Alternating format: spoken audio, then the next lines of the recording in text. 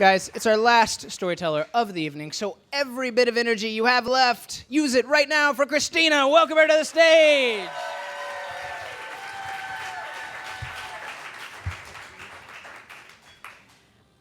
Como me encanta el violín. How I love the sound of the violin, my grandma used to say.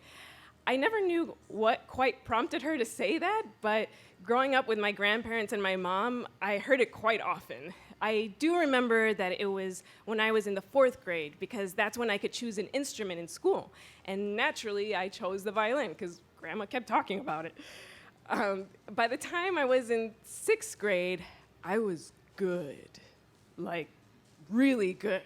I used to play CDs of the New York Philharmonic and would match them note for note. By the time I was in 7th grade, my music teacher at our school on the far south side of Chicago had taught me all that she could. So she sent me to take classes at the All-City Orchestra in downtown Chicago. My grandma and grandpa would take me every Saturday morning, and I would practice every day. But to my friends, I'd have to put up this front because playing the violin was not cool where I grew up. You see, where I grew up, kids found out what condoms were at 11, yet never managed to use them when they were pregnant at 15. See, where I grew up, we were sold acid at 12 or joined a gang at 15.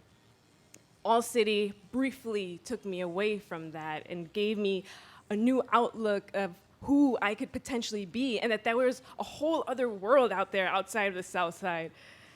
I was so amazed at all these players who looked just like me. I was surrounded by Black and Latino cellists and violinists and bassists, and I wanted to be just like them.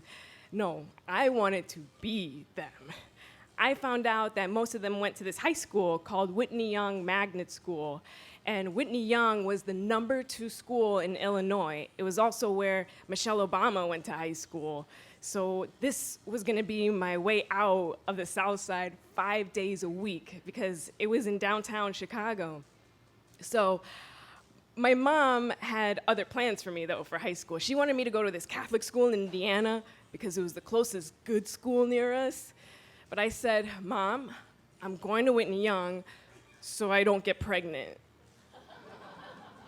She said, no, you're not getting pregnant, and no, you're not going to Whitney Young. That school is too far. You'd have to wake up at 5 a.m., take a metro train and a bus. You have to take a test to place in, and you couldn't do any after-school activities because it'd be too dark and too dangerous for you to come back home that late. All right, Mom, I said. But she didn't realize I had the entire summer to convince her. So that following school year, I woke up at 5:30 a.m. to Grandma's breakfast, took a metro train and a bus out of the South Side because I was a student at Whitney Young. And this time, I bragged about it to my friends. I go to Whitney Young, so nah. Coincidentally, my first friend at high school was actually from my neighborhood. And together, we challenged ourselves to take the hard math classes, the honors physics and chemistry, because although we never said it out loud, we knew that we were some of the lucky ones who got out, and we owed it to ourselves to put everything into it and push ourselves as hard as possible because now we had no excuses.